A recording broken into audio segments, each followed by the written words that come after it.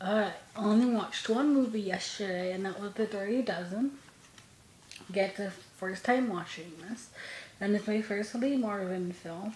And I have to say, like, he looks so familiar to me, but I looked at his stuff, and this is the only thing I've ever seen him in, so I don't know why he looks so familiar. He kind of looks like Harry Potter. Not Harry Potter. Cradle Potter from MASH. He looks exactly, it kind of reminds me of him a little bit too in this. I have Ernest Borgnine. I swear to God, this man, Ernest Borgnine, is like stalking me in films because, like, I have been like randomly picking movies out of my mom and stepdad's movie collection, and he's like, most of the ones I've been watching, he's in them. I didn't even know he was until the back, and I was like, Ernest Borgnine. This is, I've seen him in Ice Station Zebra, and then I saw him in The Poseidon Adventure, and then I saw him in The Wild Bunch, which was like a couple of days ago, and all this. But like everyone in this, I have just seen them in a movie, like a new movie, not too long before. Like, okay, Ernest Borgnine, like I said, the name his. Charles Bronson. I know who Charles Bronson is. But for some reason, I cannot put his face to the name. I've heard his name, obviously, but I don't know. Jim Brown, who was in Ice Station Zebra. John Cassavetes. I know the name again. Okay. Okay. George Kennedy. He was in Cool Hand Luke. I just watched that. Robert Ryan. He was in The Wild Bunch. And so yeah, a lot of these, like I was like, Joe Brown, I've seen him. I'm sure Ryan has seen him.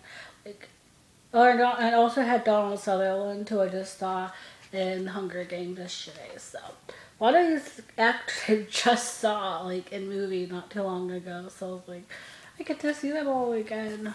And I like Joe Brown, I like Ernest Borgnine, and Donald Sutherland was so young in this, and it blew my mind. Because I've never seen a young Donald Sutherland ever.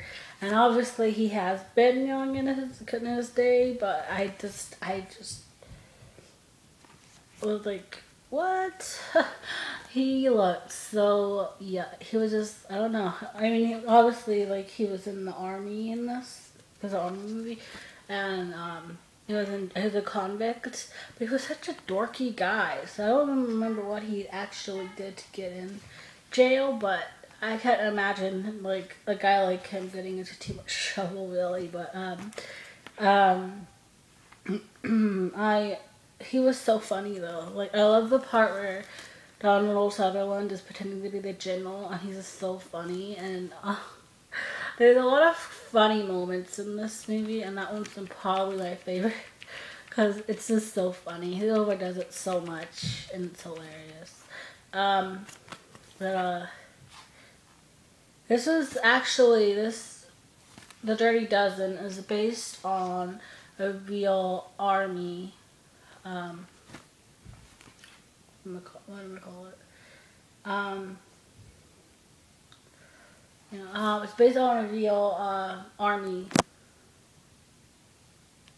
group, I guess. I don't know. So yeah, these are actually based on real people. I don't think any of the names are actually. I'm not sure, but the real people were the inspiration for this film. So, yep. They were actually not called The Dirty Dozen, but they were called The Filthy something, because they never took baths. They never, like, pretty much what this is. They didn't take baths. They didn't shave. They didn't clean their suits, or clean their boots. They didn't salute. They were like the rebel unit, I guess, and then that whole thing inspired this film. So,